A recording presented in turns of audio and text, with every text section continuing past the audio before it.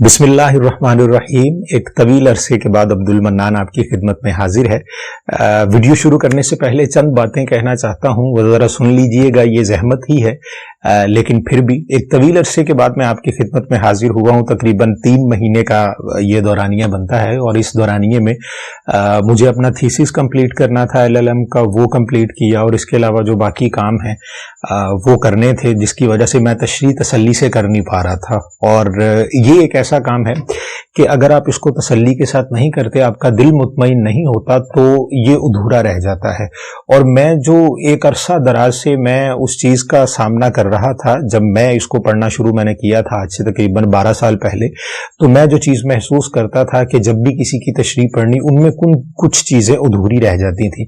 तो मैं ये समझता था कि जब मैं तशरीह करूँगा तो मैं वो चीज़ें अधूरी नहीं छोड़ूंगा, क्योंकि मैं ये समझता हूँ कि यहाँ पे आने वाला हर शख्स जो है वो बेशक अनपढ़ ही क्यों ना हो, वो तालीम याफ्ता ना भी हो, तो भी वो इकबाल को समझ सके। ये मेरी कोशिश थी। इसलिए मैं इसको ज़रा तहकीक के साथ, लोगों के साथ कंसल्ट करके, देख के और समझ बूझ के उसकी एक मुफस्सल तशरीह करता हूँ।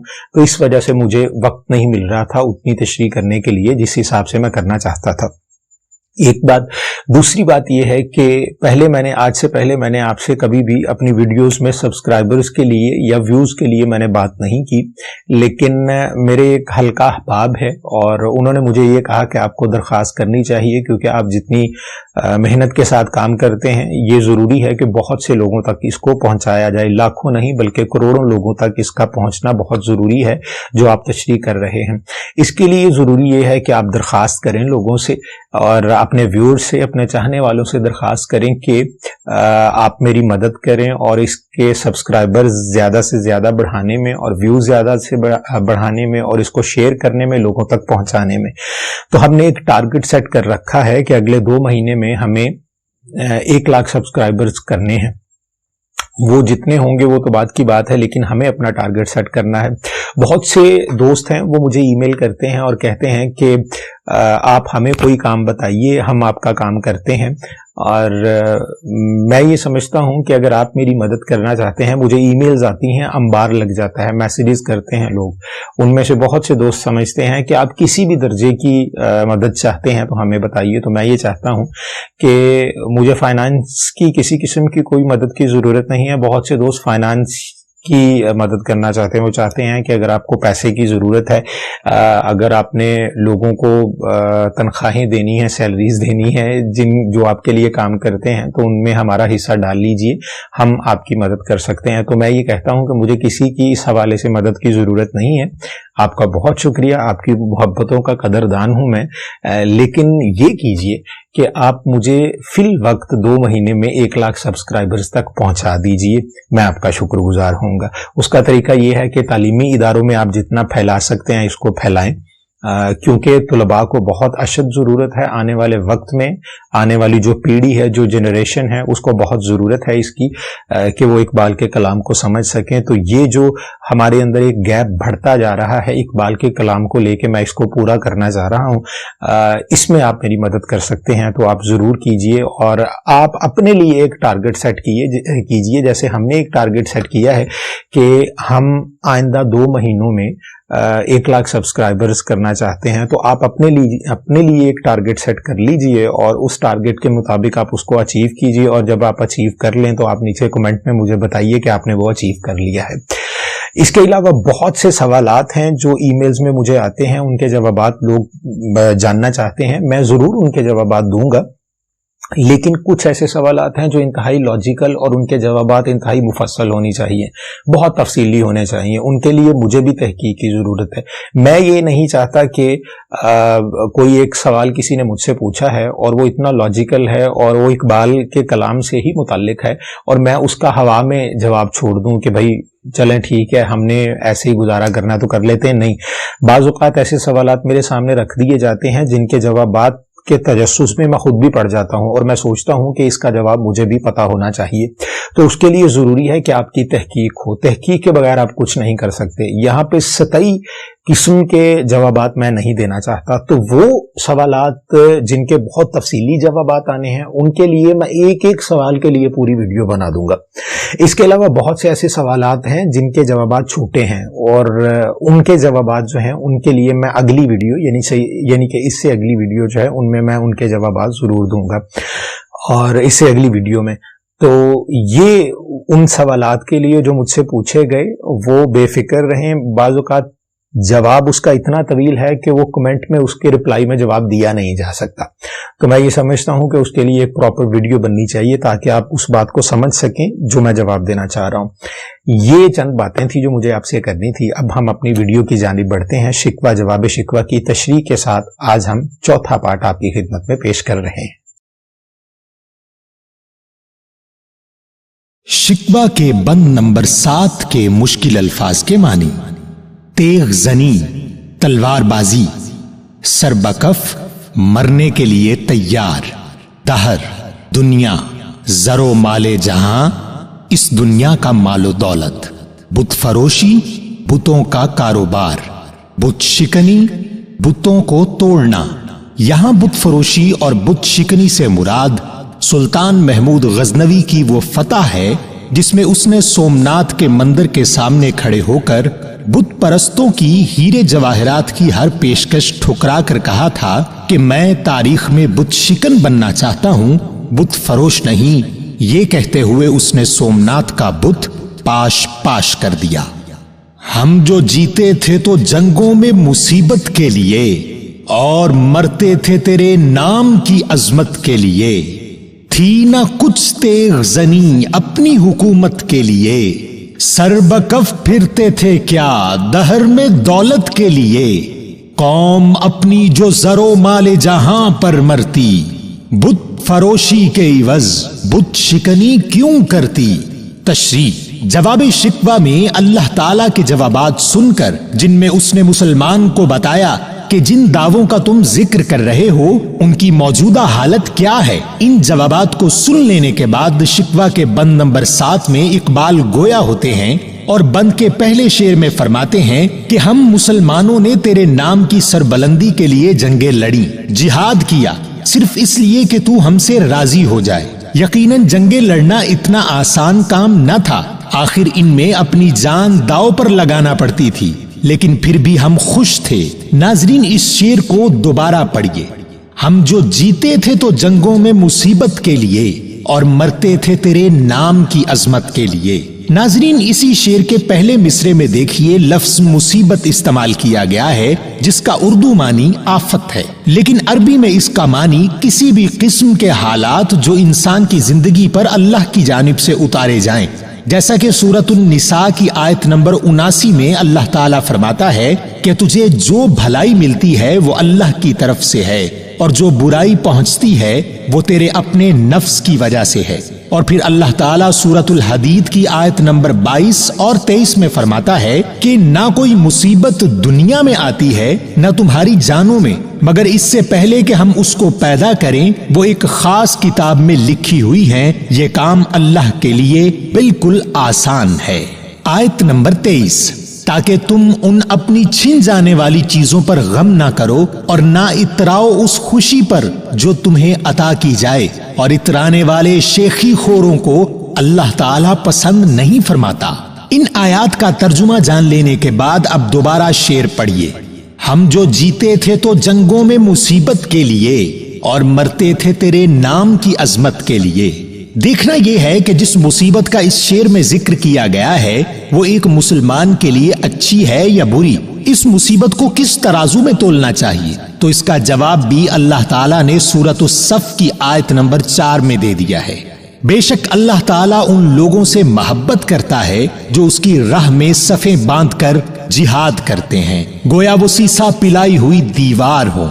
इस आयत के तर्जुमे के बाद एक बात तय हो जाती है कि इस शेर में जिस मुसीबत का जिक्र है वो इस कदर बेहतरीन है कि अगर एक मोमिन खुद को उसमें डाल ले तो अल्लाह ताला उससे मोहब्बत करने लगता है। अब आप इस शेर के पहले मिसरे को देखिए जिसमें ये बात साफ हो जाती है कि ऐ अल्लाह, हम मुसलमान इसलिए जंगे लड़ते थे कि तूने ही कहा था कि तू हमसे मोहब्बत करने लगेगा, اور دوسرے مصرے میں شہادت کے عظیم مرتبے کو الفاظ میں پروتے ہوئے فرماتے ہیں کہ مرتے تھے تیرے نام کی عظمت کے لیے، یعنی ہمارا مرنا بھی تیرے نام کی عظمت کا باعث تھا۔ یہی وجہ ہے کہ شہید ہمیشہ زندہ رہتا ہے اور یہی اس کا انعام ہے۔ اب اسی بند کا دوسرا شعر پڑھیے۔ تھی نہ کچھ تیغ زنی اپنی حکومت کے لیے، سر بکف پھرتے تھے کیا دہر میں دولت کے لیے۔ اس شعر میں اقبال سوال کر رہے ہیں کہ ہم نے تیری خاطر تلواریں چلائیں اور اپنے جسم کی پرواہ نہ کی۔ یہاں خاص طور پر تیغ زنی یعنی تلوار بازی کا ذکر ہے، جس کے لیے اللہ تعالیٰ نے سورۃ الحدید کی آیت نمبر 25 میں فرمایا ہے کہ یقیناً ہم نے اپنے پیغمبروں کو کھلی دلیلیں دے کر بھیجا اور ان کے ساتھ کتاب اور میزان نازل فرمایا تاکہ وہ انصاف پر قائم ہوں، اور ہم نے لوہے کو اتارا جس میں سخت ہیبت و قوت ہے اور لوگوں کے لیے اور بھی فائدے ہیں، اور اس لیے بھی کہ اللہ جان لے کہ اس کی اور اس کے رسولوں کی مدد بغیر دیکھے کون کرتا ہے۔ بے شک اللہ قوت والا اور زبردست ہے۔ اس آیت کے ترجمے کے بعد ہمیں اس شعر کو سمجھنے میں آسانی ہوگی کہ اقبال رحمت اللہ علیہ صاف طور پر بتا رہے ہیں کہ اے اللہ، ہم نے اپنی ذات کی خاطر تیرے دیے ہوئے لوہے کے بنے ہوئے ہتھیاروں کو استعمال نہیں کیا، بلکہ اس کی وجہ یہ تھی کہ ہم تیری زمین پر تیرا نام بلند کرنا چاہتے تھے اور یہ یقینی بنانا چاہتے تھے کہ عدل کے میدان میں اسی ترازو کو مد نظر رکھا جائے جو تو نے ہم پر نازل فرمایا، تاکہ انصاف کا بول بالا ہو۔ یہ اسی صورت ممکن تھا کہ وہ نظام جو ہم سے پہلے موجود تھا اس نظام کو ختم کر کے تیرا دیا ہوا نظام نافذ کیا جائے، لہٰذا ہم سروں پر کفن باندھ کر نکلے اور اپنی جان کی پرواہ کیے بغیر ہر طرف تیری اور تیرے محبوب صلی اللہ علیہ وآلہ وسلم کی عظمت کا پیغام پہنچایا۔ حکومت اور اقتدار کو ٹھوکر مارنے والی دنیا کی سب سے بڑی اور بلند مثال حضور اقدس صلی اللہ علیہ وآلہ وسلم کے عظیم اور جرت مند نواسے حضرت امام حسین علیہ السلام کی ہے، جنہوں نے 72 جانثاروں کے ساتھ اس مفروضے کو یقین میں بدل دیا کہ اقتدار ہمارے پاؤں کی ٹھوکر پر ہے۔ اگر اقتدار کی ہوس ہوتی تو وقت آنے کا انتظار کیا جاتا، یک طرفہ جنگ میں لڑنے کا فیصلہ نہ کیا جاتا۔ اقبال رحمت اللہ علیہ فرماتے ہیں کہ ہم اسی عظیم مثال کے پیروکار ہیں جو حکومت کی بجائے اللہ کی عظمت کے لیے اپنی جانیں قربان کرتی ہیں۔ اور اسی بند کے تیسرے اور آخری شعر کو پڑھیے۔ قوم اپنی جو زر و مال جہاں پر مرتی، بت فروشی کے عوض بت شکنی کیوں کرتی۔ اقبال فرماتے ہیں کہ ہم دولت دنیا کے متلاشی نہ تھے، ہم نے جنگیں بھی لڑی تو انہی اصولوں کے تحت جو تیرے محبوب صلی اللہ علیہ وآلہ وسلم نے ہمیں بتا دیے تھے۔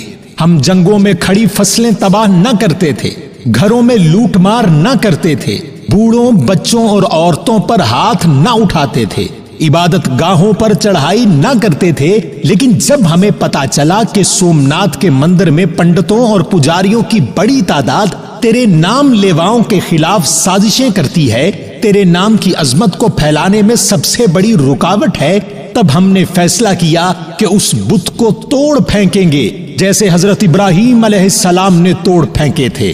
ناظرین، یہاں سلطان محمود غزنوی کی مثال دی جا رہی ہے جس نے 1023 عیسوی میں سومناتھ کے مندر پر حملہ کیا۔ تب وہاں موجود پجاریوں اور پنڈتوں نے ہیرے جواہرات اور مال و دولت کی بڑی پیشکش کی، جس پر سلطان محمود غزنوی نے اس پیشکش کو ٹھکرا دیا اور اس بت کو توڑ کر یہ ثابت کر دیا کہ وہ بت فروش نہیں، وہ خود کو بیچنا نہیں جانتا بلکہ وہ اللہ کے نام کی خاطر مرنا جانتا ہے۔ اقبال اس شعر میں فرما رہے ہیں کہ اگر دولت کی ہوس ہوتی تو جتنی پیشکش سلطان محمود غزنوی کو کی گئی تھی کوئی اور ہوتا تو ضرور مان جاتا کہ بت نہ توڑے جائیں۔ شکوہ کے اس بند کی تشریح آپ سمجھ چکے ہوں گے، اب دوبارہ اس بند کو پڑھتے ہیں جس سے مزید آسانی ہو جائے گی اور پھر اس کا جواب بھی دیکھیں گے۔ ہم جو جیتے تھے تو جنگوں میں مصیبت کے لیے اور مرتے تھے تیرے نام کی عظمت کے لیے، تھی نہ کچھ تیغ زنی اپنی حکومت کے لیے، سر بکف پھرتے تھے کیا دہر میں دولت کے لیے، قوم اپنی جو زر و مال جہاں پر مرتی، بت فروشی کے عوض बुत शिकनी क्यों करती। जवाब शिकवा के बंद नंबर 7 के मुश्किल अल्फाज के मानी। बेजोर, जिसमें ताकत ना हो। इल्हाद, अल्लाह से इनकार। खुगर, आदी होना। बाइस रुस्वाई ये पैगंबर यानी हुजूर अक़दस सल्लल्लाहु अलैहि वसल्लम की नाउज़ बिल्लाह रुस्वाई की वजह बनने वाले। बराहीम, हजरत इब्राहीम अलैहिस्सलाम। पिदर, बाप। पिसर, बेटे। आजर, हजरत इब्राहीम अलैहिस्सलाम के वालिद का नाम था जो बुत तराशा करते थे। बादा आशाम, शराब पीने वाले। बादा, शराब। खुम, नशा या मदहोशी। हाथ बेजोर हैं, इल्हाद से दिल खुगर हैं। उम्मती बाइसे रुस्वाई ये पैगंबर हैं। बुत शिकन उठ गए, बाकी जो रहे बुतगर हैं। था बराहीम पिदर और पिसर आजर हैं। बादा आशाम नए, बादा नया खुम भी नए। हरमे काबा नया, बुत भी नए, तुम भी नए। तशरी, शिकवा के 7वें बंद का जवाब बड़े कमाल अंदाज में दिया गया है।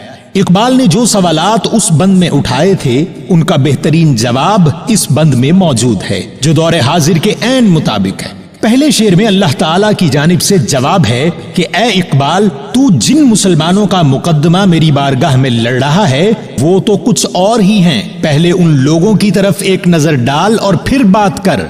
पहले शेर में फरमाते हैं कि तुम वो मुसलमान हो जिसके हाथ अब ताकतवर नहीं रहे और दिल भी मेरी तौहीद से इनकारी हो चुके हैं।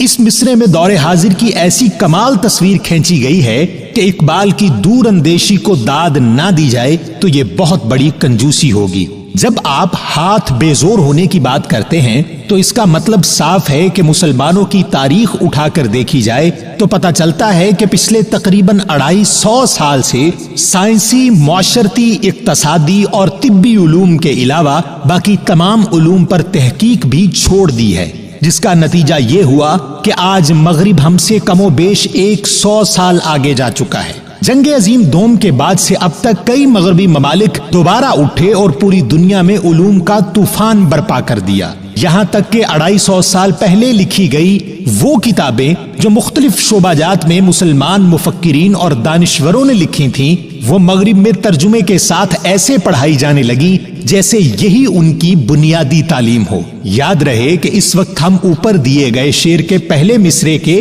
पहले हिस्से की तशरीह में हैं, यानी हाथ बेजोर हैं। हमारे हाथों के बेवुक़्त होने की अलामत ये भी है कि दुनिया में 1.25 अरब मुसलमान तालीम में कमी की वजह से चंद करोड़ के हाथों खिलौना बनकर रह गए हैं जिन्हें जब चाहे खेलने के बाद तोड़ा जा सकता है।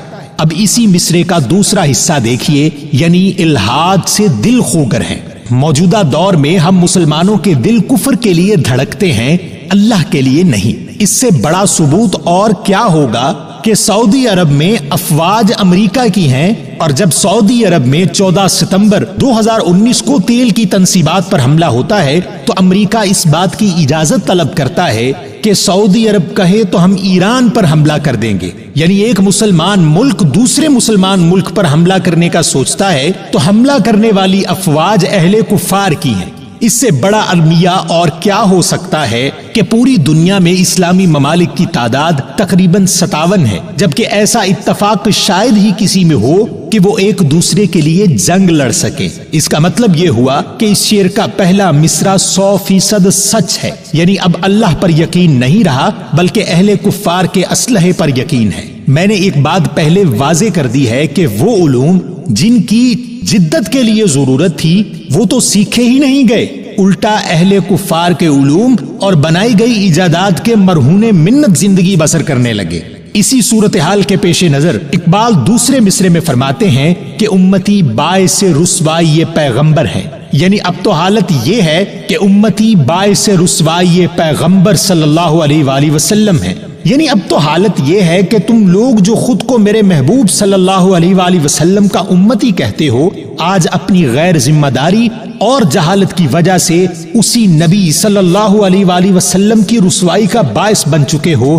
نعوذ باللہ۔ مغرب میں گستاخانہ خاکے شائع ہوتے ہیں اور پوری مسلم دنیا کا مذاق بنایا جاتا ہے صرف اس لیے کہ آج ہم کچھ کرنے کے قابل ہی نہیں رہے۔ یہ تشریح لکھتے ہوئے اس وقت اقبال کا ہی ایک بہت ہی خوبصورت شعر میرے ذہن میں گردش کر رہا ہے کہ بتوں سے تجھ کو امیدیں، خدا سے نو امیدی، مجھے بتا تو صحیح اور کافری کیا ہے۔ دوسرے شعر کی طرف بڑھیے جس میں شکوہ کے بند نمبر 7 کا بہت صاف جواب دیا گیا ہے۔ شکوہ کے بند میں اقبال رحمت اللہ علیہ نے سلطان محمود غزنوی کے بت توڑنے کا ذکر کیا تھا، لہٰذا اس شعر میں اس کا جواب ہے۔ شعر پڑھیے۔ بت شکن اٹھ گئے باقی جو رہے بت گر ہیں، تھا براہیم پدر اور پسر آزر ہیں۔ فرماتے ہیں کہ مجھے وہ بت توڑنے والے یاد ہیں لیکن تم وہ نہیں ہو، بلکہ تم تو بت گر یعنی بت بنانے والے ہو۔ فرماتے ہیں کہ آج کے دور میں تمہاری زبان سے توحید کا ایسا پرچار نظر ہی نہیں آتا جیسے پہلے آیا کرتا تھا۔ آج تم اس بات کا ہرگز دعویٰ نہیں کر سکتے کہ تم بت شکن ہو، کیونکہ بت شکن ہونا تو دور، تم اپنی مسجدیں بچانے کی قوت بھی کھو چکے ہو۔ کیا تمہیں فلسطین میں قابض اسرائیلی افواج نظر نہیں آتی جو مسجدوں پر بمباری کر رہی ہیں؟ کیا تمہیں بابری مسجد کی چھت پر چڑھ کر توڑا جانا یاد نہیں؟ آج میرے سامنے حضرت ابراہیم کی مثالیں دے رہے ہو۔ اسی شعر کا دوسرا مصرع دیکھیے۔ تھا براہیم پدر اور پسر آزر ہیں۔ یہاں سورۃ المریم کی آیت نمبر 43 کا ترجمہ ملاحظہ فرمائیے جس میں حضرت ابراہیم علیہ السلام نے اپنے والد کو اللہ کی توحید کی طرف راغب ہونے کی دعوت دی تھی۔ میرے مہربان باپ، آپ دیکھیے میرے پاس وہ علم آیا ہے جو آپ کے پاس آیا ہی نہیں، تو آپ میری ہی مانیں، میں بالکل سیدھی راہ کی طرف آپ کی رہبری کروں گا۔ ناظرین، اس آیت میں بتایا گیا ہے کہ حضرت ابراہیم علیہ السلام کے والد جو بتوں کو تراشا کرتے تھے اور انہی کی پوجا کیا کرتے تھے، انہیں حضرت ابراہیم علیہ السلام نے دعوت دی۔ یاد رہے کہ روایات میں حضرت ابراہیم علیہ السلام کے والد کا نام آزر لیا جاتا ہے۔ جب حضرت ابراہیم نے اپنے والد کو دعوت دی تو ان کے والد نے کیا جواب دیا؟ سورۃ المریم کی آیت نمبر 46 کے ترجمے میں ملاحظہ فرمائیے۔ اس نے جواب دیا کہ اے ابراہیم، کیا تو ہمارے معبودوں سے روگردانی کر رہا ہے؟ سن، اگر تو باز نہ آیا تو میں تجھے پتھروں سے مار ڈالوں گا، جا ایک مدت دراز تک مجھ سے الگ ہو۔ ناظرین، یہاں آپ کے سامنے حضرت ابراہیم علیہ السلام کی اپنے باپ کو دعوت دینے کی صورتحال صاف ہو گئی۔ اب اوپر دیے گئے شعر کا دوسرا مصرع پڑھیے۔ تھا براہیم پدر اور پسر آزر ہیں۔ اقبال اس مصرع میں فرما رہے ہیں کہ یہاں موجودہ دور میں صورتحال الٹ ہو چکی ہے، یعنی یہ تو ہم جانتے ہیں کہ ہم حضرت ابراہیم علیہ السلام کی آل ہیں۔ اقبال رحمت اللہ علیہ فرماتے ہیں کہ آج صورتحال یہ ہے کہ پدر یعنی باپ ابراہیم ہے، جبکہ پسر یعنی بیٹے آزر بن چکے ہیں۔ اقبال نے ایسے خوبصورت انداز میں آج کے مسلمانوں کو ان کا اصل مقام بتایا ہے جو اس وقت آزر تھا جس نے حضرت ابراہیم علیہ السلام کی توحید کی دعوت سے صاف انکار کر دیا تھا، آج ہم نے بھی وہی کر دیا۔ اور پھر آج کے مسلمان یہ نہ سوچیں کہ ہم تو بتوں کی پوجا نہیں کرتے، پھر ہم آزر کیسے ہوئے؟ تو اسی بند کے تیسرے یعنی آخری شعر میں اس سوال کا جواب بھی دے دیا گیا ہے۔ شعر پڑھیے۔ بادا آشام نئے بادا نیا خم بھی نئے، حرم کعبہ نیا بت بھی نئے تم بھی نئے۔ فرماتے ہیں کہ آج بادا آشام یعنی شراب پینے والے سب نئے ہیں۔ ایک دور تھا جب مسلمانوں نے توحید کی شراب پی رکھی تھی جس کے باعث انہیں اللہ کے سوا کچھ نظر نہ آتا تھا۔ آج شرابی بھی اور ہیں اور شراب پینے والے بھی، یعنی آج کی شراب توحید نہیں بلکہ اللہ سے یقین کا اٹھ جانا ہے۔ آج تمہارے سہارے اہل مغرب ہیں، آج تمہارے خم یعنی نشے مادہ پرستی کے ہیں۔ آج احساس پر میٹیریلسٹک اپروچ بھاری پڑ چکی ہے۔ آج مسلمان ایک دوسرے کے احساس سے عاری ہو کر صرف اپنے ملک کے مفاد کی جنگ لڑ رہے ہیں۔ اور شعر کے دوسرے مصرے میں فرماتے ہیں کہ تم مسلمانوں نے تو اپنا کعبہ بھی نیا بنا لیا ہے۔ میں تمہیں بتاتا ہوں کہ تمہارا کعبہ کون سا ہے اور بت کون سے ہیں اور تم خود کیا ہو۔ ہر سال لاکھوں کی تعداد میں حج تو کرنے آ جاتے ہو، پر واپس اپنے ملکوں میں جا کر حرام کمائی کھاتے ہو۔ काबे का तवाफ तो करते हो, पर वापस जाकर गरीबों के हुकूक पर डाके भी डालते हो।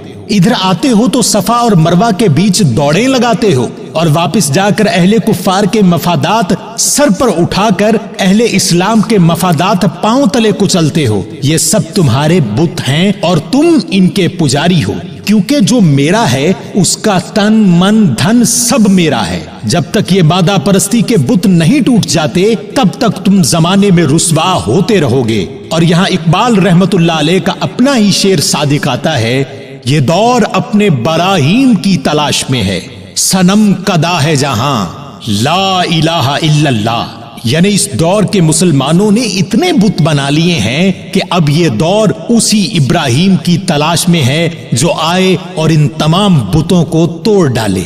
शिकवा के बंद नंबर 8 के मुश्किल अल्फाज के मानी, टल न सकते थे यानी रोकना नामुमकिन था, सरकश बागी या नाफरमान, बिगड़ जाना, यहां इससे मुराद गुस्से में आना, तेग तलवार, तोप गोले बरसाने वाली मशीन, नक्श निशान, तौहीद अल्लाह की वहदानियत, जेरे खंजर खंजर की नोक के नीचे यानी शहीद होने की यकीनी सूरत हाल में होना। टल न सकते थे अगर जंग में अड़ जाते थे, पांव शेरों के भी मैदान से उखड़ जाते थे, तुझसे सरकश हुआ कोई तो बिगड़ जाते थे। तेग क्या चीज है हम तोप से लड़ जाते थे, नक्श तौहीद का हर दिल पे बिठाया हमने, जेरे खंजर भी पैगाम सुनाया हमने। तशरीह नाजरीन, जवाब शिकवा के बंद नंबर 7 में एक जोरदार जवाब सुनने के बाद इकबाल दोबारा गोया हुए और अपनी तारीख के बेहतरीन पहलुओं पर रोशनी डालने लगे। यहाँ एक बात वाज़ेह करता चलूं कि इकबाल का मकसद हरगिज ये नहीं है कि वो अल्लाह ताला को तारीख याद करवा रहे हैं, नाउज़ुबिल्लाह। दरअसल शिकवा करने का अंदाज इकबाल ने इसलिए अपनाया था कि मुसलमानों के जहनों में उठने वाले शिकवों को जबान मिल सके और इसके साथ साथ मौजूदा दौर के मुसलमान अपनी तारीख से आगाही हासिल कर सके और जान सकें कि माजी में क्या कुछ होता रहा है। शिकवा के बंद नंबर 8 का पहला शेर पढ़िए, टल न सकते थे अगर जंग में अड़ जाते थे, पांव शेरों के भी मैदान से उखड़ जाते थे। इकबाल अल्लाह की बारगाह में खड़े होकर ये बता रहे हैं कि ए अल्लाह, हम ऐसे थे कि अगर तेरे नाम की खातिर एक बार जंग के मैदान में पांव रख देते थे तो फिर सामने कितनी ही बड़ी ताकत क्यों ना हो, हमें पीछे हटाना नामुमकिन हो जाता था। हम सरों पर कफन बांधे उस वक्त तक लड़ते रहते थे जब तक बड़ी से बड़ी ताकतें हमारे सामने भाग नहीं जाती। वो हम ही थे जिन्होंने जंगे मोता में 3000 की फौज लेकर लाख के बराबर की अफरादी कुव्वत पर चढ़ाई कर दी थी। हमारी कुव्वत ईमानी ने यह साबित कर दिया था कि ताकतें शेर जैसी भी हों तो भी उनके पांव उखड़ना लाजिम है। और फिर दूसरा शेर पढ़िए, तुझसे सरकश हुआ कोई तो बिगड़ जाते थे, तेग क्या चीज है हम तोप से लड़ जाते थे। दूसरे शेर में फरमाते हैं कि ए अल्लाह, जो भी तेरी तौहीद से इनकारी होता था या तुझे मानने से इनकार कर देता था, हम तेरी खुशी की खातिर उस पर कहर बनकर टूट पड़ते थे, क्योंकि हमें सिर्फ तेरी खुशनुदी चाहिए थी कि किसी तरह तू राजी हो जाए। तलवारें तो बहुत छोटी चीजें हैं, हम तोपों के सामने भी अपना सीना लिए खड़े रहते थे। यहाँ सुल्तान टीपू की बहुत बड़ी मिसाल हमारे सामने है, जो अरसा दराज तक रियासत मैसूर के दिफा में ईस्ट इंडिया कंपनी से लड़ता रहा और बिल आखिर मीर सादिक और मीर जाफर की गद्दारी के बायस शिकस्त का सामना किया। लेकिन ये बात भी तारीख के आसमान पर रोशन सूरज की तरह आया है कि जब सुल्तान टीपू को हथियार डालने पर जान बख्शने की पेशकश की गई तो उसने अहले कुफ्फार को पैगाम भेजा कि शेर की एक दिन की जिंदगी गीदड़ की 100 साला जिंदगी से बेहतर है। और यूं वो इस जंग में लड़ता हुआ शहीद हो गया। इकबाल अपनी तारीख के रोशन और आंख से पर्दा उठाते हुए फरमा रहे हैं कि हमारी फितरत में ये अज़्म पैवस्त हो चुका था कि ए अल्लाह, तेरे नाम की खातिर जान देना हमारे लिए इंतहाई मामूली बात है। और फिर तीसरा शेर पढ़िए, नक्श तौहीद का हर दिल पे बिठाया हमने, जेरे खंजर भी पैगाम सुनाया हमने। तीसरे शेर में फरमाते हैं कि एक तरफ अपनी जानों के नजराने पेश करते रहे तो दूसरी तरफ लोगों के दिलों पर तेरे नाम की छाप छोड़ते रहे। جنگ کے دوران بھی ہمارے اصول ہمیں بوڑھوں، بچوں اور عورتوں پر حملہ کرنے سے روک دیتے تھے۔ ہم میں اور اہل کفار میں یہی فرق تھا کہ جس کی بنیاد پر اہل کفار جوق در جوق تیری عظمت اور یکتائی کو تسلیم کر رہے تھے، یہاں تک کہ دوران جنگ بھی ہماری زبانوں پر تیرا ہی نام ہوا کرتا تھا۔ اور سب سے بڑی مثال جس نے تاریخ اسلام کا جھنڈا اس قدر بلند کیا کہ آج بھی پوری امت اس عظیم الشان مثال پر ناز کرتی ہے، اور وہ مثال ہے حضرت امام حسین علیہ السلام کی، جنہوں نے زیر خنجر اللہ کے ذکر کو بلند فرمایا، 10 محرم سے پچھلی رات اللہ کی عبادت کرتے رہے۔ اقبال اپنی ہی کتاب پیام مشرق کی 15ویں غزل میں اپنی ذات کی بات کرتے ہوئے فرماتے ہیں کہ تیر و سنان و خنجر و شمشیرم مارزوست، با من میا کے مسلک شبیرم مارزوست، جس کا مطلب ہے کہ اے آسائش پسند، میری خواہش تو تیروں، برچھیوں اور خنجروں سے لڑ جانے کی ہے، کیونکہ میں تو شبیر کے راستے پر ہوں، اور ان کا راستہ ظلم کے سامنے لڑنا ہے، جھکنا نہیں۔ اب اس بند کو مکمل پڑھیے۔ کل نہ سکتے تھے اگر جنگ میں اڑ جاتے تھے، پاؤں شیروں کے بھی میدان سے اکھڑ جاتے تھے، تجھ سے سرکش ہوا کوئی تو بگڑ جاتے تھے، تیغ کیا چیز ہے ہم توپ سے لڑ جاتے تھے، نقش توحید کا ہر دل پہ بٹھایا ہم نے، زیر خنجر بھی پیغام سنایا ہم نے۔ امید کرتا ہوں کہ آپ اس بند کو سمجھ چکے ہوں گے۔ شکوہ کے بند نمبر 9 کے مشکل الفاظ کے معنی۔ در خیبر، یہودیوں کی بستی خیبر میں القدس کا دروازہ، شہر قیصر، روم کی سلطنت کا شہر قسطنطنیہ، مخلوق خداوندوں، اس سے مراد وہ نافرمان لوگ جو مخلوق ہونے کے باوجود خدا بن بیٹھے تھے۔ آتش کدائے ایران میں بنائے گئے وہ مقامات جہاں آگ لگا کر اس کی پوجا کی جاتی تھی۔ تذکرائے یزداں، خالق کائنات کا پیغام، تو ہی کہہ دے کہ اکھاڑا در خیبر کس نے، شہر قیصر کا جو تھا اس کو کیا سر کس نے، توڑے مخلوق خداوندوں کے پیکر کس نے، کاٹ کر رکھ دیے کفار کے لشکر کس نے، کس نے ٹھنڈا کیا آتش کدائے ایران کو، کس نے پھر زندہ کیا تذکرائے یزداں کو۔ تشریح۔ نویں بند میں اپنی تاریخ سے پردہ چاک کرنے کا سلسلہ جاری رکھے ہوئے ہیں اور اللہ کے سامنے اپنی وفاداری ثابت کرنے کے لیے سوالات رکھ رہے ہیں۔ پہلا شعر پڑھیے۔ تو ہی کہہ دے کہ اکھاڑا در خیبر کس نے، شہر قیصر کا جو تھا اس کو کیا سر کس نے۔ فرماتے ہیں کہ اے اللہ، تو جانتا نہیں کہ قلعہ خیبر کا وزنی دروازہ جسے تقریباً 20 افراد مل کر کھولا کرتے تھے وہ کس نے اکھاڑا؟ بے شک وہ اسی عظیم ہستی نے اکھاڑ پھینکا جسے شیر خدا کا لقب ملا، یعنی حضرت علی کرم اللہ وجہہ۔ یہاں خیبر کا مختصر مگر جامع تاریخی پس منظر بتاتے چلیں کہ خیبر ایک قلعہ تھا جو مدینہ منورہ سے 60 کلومیٹر کے فاصلے پر ہے۔ اس قلعے کو یہودیوں کا مرکز کہا جائے تو غلط نہ ہوگا۔ تاریخ یہ بتاتی ہے کہ اس قلعے میں بسنے والے یہودیوں کے ساتھ ایک معاہدہ تھا کہ مسلمان اور اہل کفار کے بیچ چلنے والی دشمنی میں یہودی غیر جانبدار رہیں گے، لیکن اس قلعہ کے باسی کفار کی مدد کرتے رہے، جس کی بنا پر آپ صلی اللہ علیہ وآلہ وسلم نے خیبر پر حملے کا فیصلہ کیا۔ جنگ کے لیے مسلمان پہنچے تو یہودیوں کا نامور پہلوان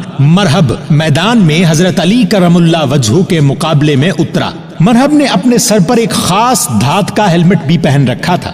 لڑائی چلتی رہی اور بالآخر حضرت علی علیہ السلام نے مرحب کے سر پر وار کیا اور ہیلمٹ سمیت اس کا سر 2 ٹکڑوں میں تقسیم کر دیا۔ اس کے بعد حضرت علی علیہ السلام نے ہی قلعہ خیبر کا دروازہ اکھاڑا اور قلعے کی دیوار کے سامنے موجود خندق پر بچھا دیا، جس کے اوپر مسلم فوج کے گھوڑے آسانی سے گزر گئے۔ یہی وہ در خیبر ہے جس کے بارے میں اقبال نے اوپر دیے گئے شعر کے پہلے مصرے میں بات کی ہے، اور اللہ کو بتانا چاہا ہے کہ اس کی توحید کی خاطر ہم نے کیا کچھ نہیں کیا۔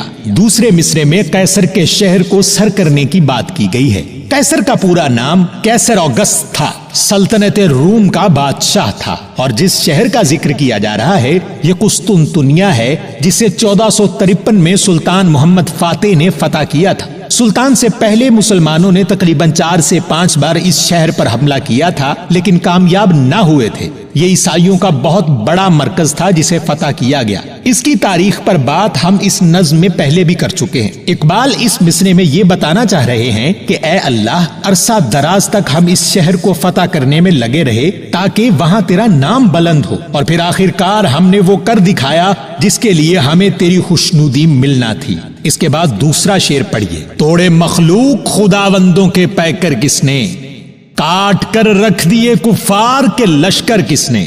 دوسرے شعر میں فرماتے ہیں کہ دنیا میں خدائی دعوے کیے جا رہے تھے، کچھ ایسے تھے جو خود کو خدا کہتے تھے، اور کچھ اپنی طاقت کے بل بوتے پر خود کو خدا سمجھنے لگے تھے۔ یہ وہ حکمران تھے جنہوں نے از خود ایسے قوانین وضع کرنا شروع کر دیے تھے جن سے صاف نظر آتا تھا کہ وہ اپنے آپ کو تیری ذات کے ساتھ شریک ٹھہراتے ہیں، حالانکہ تیری ذات تو وحدہ لا شریک ہے، اور ہم پر لازم تھا کہ ان تمام زمینی خداؤں کے لشکروں کے لشکر کاٹ کر رکھ دیں اور ان پر قہر بن کر برسیں، اور ہم نے وہی کیا جس سے تیری ذات خوش ہوتی ہے۔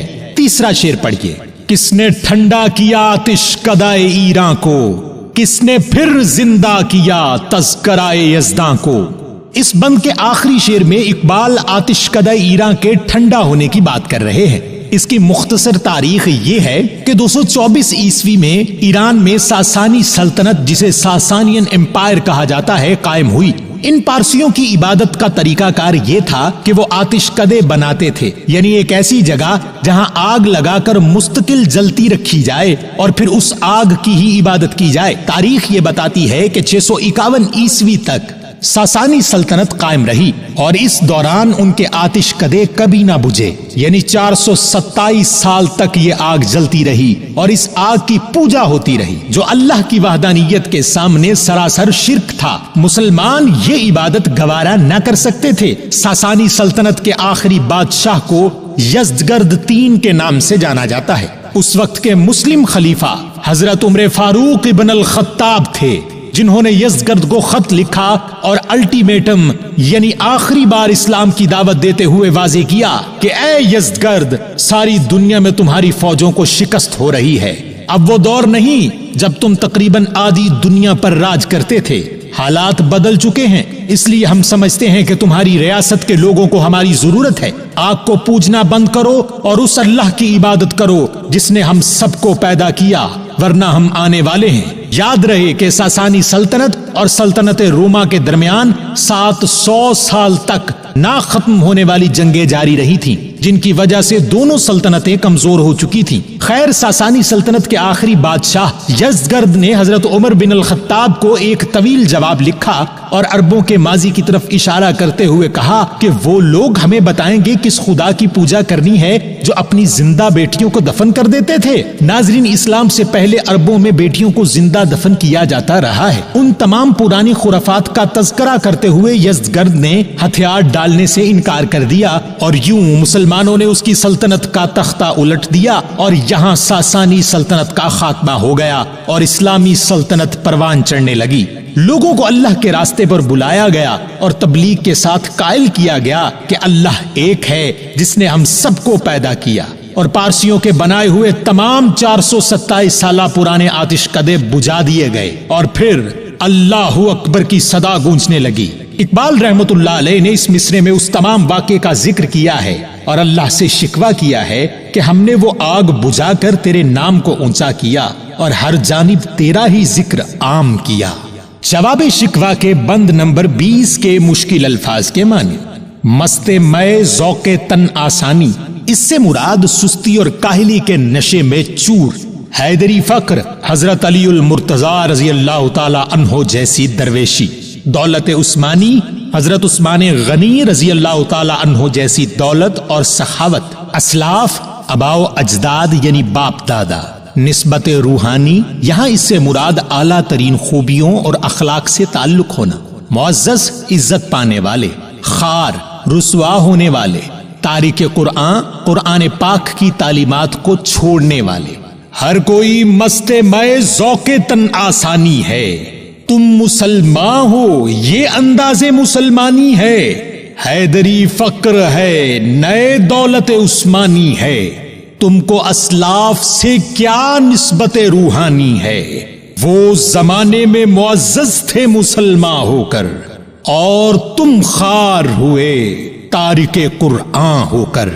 تشریح: شکوہ کے دونوں بند جن میں اقبال رحمت اللہ علیہ نے اپنے ماضی کی شاندار کامیابیوں کا تذکرہ کیا ہے اور اللہ کے سامنے یہ بات باور کرانے کی کوشش کی ہے کہ ہم ہی وہ قوم ہیں جنہوں نے اسلامی سلطنت کی ابتدا کی اور تقریباً 1000 سال تک تیرا نام بلند رکھا، جس کے جواب میں جواب شکوہ کا بند نمبر 20 مناسب لگا۔ پہلا شعر پڑھیے: ہر کوئی مست مے ذوق تن آسانی ہے، تم مسلمان ہو یہ انداز مسلمانی ہے۔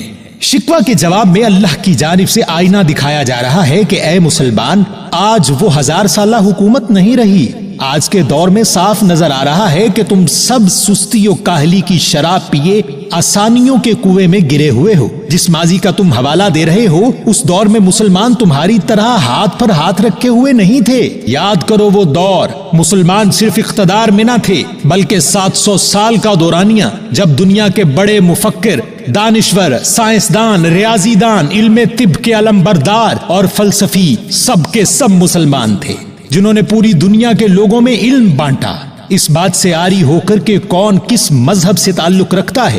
آج تم صرف آسانیاں چاہتے ہو۔ کیا تم نے سوچا ہے کہ مسلمان ایسا ہوتا ہے جیسے تم ہو؟ کیا تمہارا زندگی گزارنے کا انداز مسلمانوں والا ہے؟ بالکل نہیں، تم فرقوں میں بٹے ہوئے مختلف گروہوں میں تقسیم ہو چکے ہو۔ دینی علم کو آڑ بنا کر تم نے دنیا کے باقی تمام علوم سے کنارہ کشی اختیار کر لی ہے۔ آج پوری دنیا میں مسلمان ذلیل و خوار ہو رہے ہیں تو اس کی وجہ کوئی اور نہیں بلکہ تم خود ہو۔ اپنے ماضی اور حال کا موازنہ کرو اور سمجھنے کی کوشش کرو کہ غلطیاں کہاں ہوئی ہیں، کیونکہ اگر تم اپنی حالت میں خود کو مسلمان کہتے ہو تو یہ مسلمانوں کی نشانیاں کبھی نہ تھی۔ دوسرا شعر پڑھیے: حیدری فقر ہے نئے دولت عثمانی ہے، تم کو اسلاف سے کیا نسبت روحانی ہے۔ آپ فرماتے ہیں کہ حضرت علی علیہ السلام کی مثالیں تو دے رہے ہو کہ انہوں نے در خیبر اکھاڑ پھینکا، مرہب کا سر قلم کر دیا، لیکن کیا تمہیں معلوم نہیں کہ وہ شیر خدا ہے؟ کیا تمہیں معلوم نہیں کہ میرے محبوب حضرت محمد صلی اللہ علیہ وآلہ وسلم نے فرمایا ہے کہ میں علم کا شہر ہوں اور علی اس کا دروازہ ہے؟ کیا آج تمہارے اندر اس فقیری کا 1% بھی موجود ہے جو حضرت علی علیہ السلام کا خاصہ تھی؟ ہرگز نہیں، تم اس بزرگی کے آس پاس بھی نہیں ہو۔ اور پھر حضرت عثمان غنی رضی اللہ تعالی عنہ کی سخاوت بھول گئے؟ بے پناہ دولت ہونے کے باوجود وہ ہمیشہ اسلام کے خادم بنے رہے، اور آج اپنے درمیان حرام رزق میں گھرے ہوئے تاجر اور مالدار لوگوں کی بھرمار دیکھو، مزدوروں کا حق مارنے والے فیکٹریوں کے مالکان دیکھو، زکوٰۃ نہ دینے والا دولت مند دیکھو، دکھاوے کے لیے میری راہ میں لاکھوں روپیہ اڑانے والے دیکھو۔ آج یہ سب تو موجود ہیں، لیکن حضرت عثمان غنی رضی اللہ تعالی عنہ جیسا کوئی ہے تو سامنے آؤ۔ اور پھر اسی بند کا آخری شعر پڑھیے: وہ زمانے میں معزز تھے مسلمان ہو کر اور تم خار ہوئے تارک قرآن ہو کر۔ اس شعر میں اللہ تعالیٰ کی جانب سے آج کے دور میں مسلمانوں کے ساتھ ہونے والے ظلم و زیادتیوں کی وجہ بیان کر دی ہے۔ سورۃ الفرقان کی آیت نمبر 30 کا ترجمہ ملاحظہ فرمائیے: اور پیغمبر کہیں گے کہ اے پروردگار، میری قوم نے اس قرآن کو چھوڑ رکھا تھا۔ اور پھر سورۃ النمل کی آیت نمبر 92 کا ترجمہ ملاحظہ فرمائیے: اور یہ بھی کہ قرآن پڑھا کرو۔ تو جو شخص راہ راست اختیار کرتا ہے تو اپنے ہی فائدے کے لیے اختیار کرتا ہے، اور جو گمراہ رہتا ہے تو کہہ دو کہ میں تو صرف نصیحت کرنے والا ہوں۔ اور پھر سورۃ البقرہ کی آیت نمبر 121 کا ترجمہ ملاحظہ فرمائیے: جن لوگوں کو ہم نے کتاب عنایت کی ہے وہ اس کو ایسا پڑھتے ہیں جیسا اس کے پڑھنے کا حق ہے، یہی لوگ اس پر ایمان رکھنے والے ہیں، اور جو اس کو نہیں مانتے وہ خسارہ پانے والے ہیں۔ اور پھر سورۃ النحل کی آیت نمبر 89 کا ترجمہ ملاحظہ فرمائیے: اور اس دن کو یاد کرو جس دن ہم ہر امت میں سے خود ان پر گواہ کھڑے کریں گے، اور اے پیغمبر تم کو ان لوگوں پر گواہ لائیں گے، اور ہم نے تم پر ایسی کتاب نازل کی ہے کہ اس میں ہر چیز کا بیان مفصل ہے، اور مسلمانوں کے لیے ہدایت اور رحمت اور بشارت ہے۔ اور پھر سورۃ الزمر کی آیت نمبر 41 کا ترجمہ ملاحظہ فرمائیے. ہم نے تم پر کتاب لوگوں کی ہدایت کے لیے سچائی کے ساتھ نازل کی، تو جو شخص ہدایت پاتا ہے تو اپنے بھلے کے لیے، اور جو گمراہ ہوتا ہے گمراہی سے تو اپنا ہی نقصان کرتا ہے، اور اے پیغمبر تم ان کے ذمہ دار نہیں ہو. اس کے علاوہ صحیح مسلم کی حدیث نمبر 817 کا ترجمہ ملاحظہ فرمائیے. حضور اقدس صلی اللہ علیہ وآلہ وسلم کا ارشاد ہے، اللہ تعالیٰ اس کتاب کی وجہ سے کچھ قوموں کو بلندی عطا کرتا ہے اور کچھ کو پستی میں دھکیل دیتا ہے. ناظرین، ان آیات اور مذکورہ حدیث کا ترجمہ ملاحظہ کرنے کے بعد ایک بار پھر اوپر دیے گئے شعر کو پڑھیے. وہ زمانے میں معزز تھے مسلمان ہو کر، اور تم خار ہوئے تارک قرآن ہو کر. ناظرین، اس شعر میں ایسے خوبصورت انداز میں اقبال رحمت اللہ علیہ نے مسلمانوں کو ان کی موجودہ صورتحال کی وجہ بیان کر دی ہے کہ جس روشن ماضی کی مسلمان بات کر رہے ہیں وہ ماضی ایسے ہی بے وجہ روشن نہ تھا. اس وقت میں اللہ کے چاہنے والوں نے قرآن سے لو لگا رکھی تھی. یہاں ایک بات ذہن میں رکھیے کہ قرآن کے ساتھ لو لگانے سے مراد صرف پڑھنا نہیں ہے بلکہ اسے سمجھنا بھی ہے. یہ ایک پیغام ہے جو اللہ کی طرف سے حضور اقدس صلی اللہ علیہ وآلہ وسلم کے ذریعے ہم تک پہنچا، لیکن بدقسمتی سے 1.25 ارب مسلمانوں میں سے شاید چند لاکھ ایسے ہوں جنہوں نے اس پیغام کو سمجھنے کی کوشش کی ہو، وہ بھی اپنے اپنے مسلک اور فرقے کے دفاع کرنے کے لیے. انتہائی کم مسلمان ایسے ہیں جنہوں نے اسلام کو اس لیے سمجھا کہ اہل کفار کے سامنے اپنے مذہب کی خوبصورت تصویر پیش کر سکیں. اس کتاب سے رشتہ ٹوٹنے کا سب سے بڑا ثبوت یہ ہے کہ پاکستان اور بھارت کے علاوہ باقی اسلامی ممالک میں مدرسوں میں قرآن تو پڑھایا جاتا ہے، لیکن اس کے باوجود اہل کفار سمجھ گئے کہ یہ لوگ فرقوں میں بٹے ہوئے ہیں، اس لیے ان میں فساد جاری رکھنے کے لیے لڑائیاں کروائی جائیں. ورنہ قرآن تو ہمیشہ سے مسلمانوں کو ایک ہونے کی تلقین کرتا آیا ہے. آج مسلمانوں پر اہل کفار ٹوٹ پڑے ہیں اور ہم اپنا دفاع کرنے سے قاصر ہیں. اقبال رحمت اللہ علیہ اس شعر میں واضح کر رہے ہیں کہ ہمارا ماضی اس لیے شاندار تھا کہ ہم نے اس کتاب کو سمجھنے کا سلسلہ جاری رکھا تھا، اور 700 سال تک ہمارے مفکرین دنیا کو نئی راہیں دکھاتے رہے تھے. آج تم اس لیے ذلیل و خوار ہو کہ تم نے وہ راستہ ہی چھوڑ دیا ہے جو لفظ اقرا سے شروع ہوا تھا. آج بھی اس راستے پر آ جاؤ تو وقت بدلنے میں دیر نہ لگے گی. یاد رکھو، علم کسی کی جاگیر نہیں ہے. جو قومیں علم حاصل کرتی رہیں گی انہیں ان کے عوض طاقت ملتی رہے گی. تمہاری طاقت اسی قرآن میں ہے جسے تم چھوڑ بیٹھے ہو.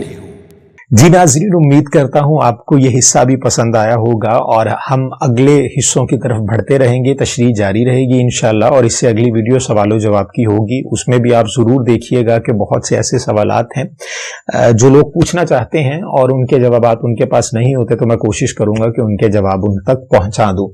اور باقی جو بات میں نے پہلے آپ سے درخواست کی ہے کہ آپ 1 لاکھ سبسکرائبر کرانے میں میری مدد کر دیجئے تقریباً 2 مہینوں میں، اور زیادہ سے زیادہ ویوز زیادہ سے زیادہ لوگوں تک پہنچائیے. یہ آپ کی ذمہ داری ہے اگر آپ اس تمام پروسیس کا حصہ بننا چاہتے ہیں، تو یہ میرے لیے بڑی اعزاز کی بات ہوگی. اب ہم اگلی ویڈیو میں انشاءاللہ ملاقات ہوگی. تب تک کے لیے عبد المنان کو اجازت دیجیے. اللہ نگہبان.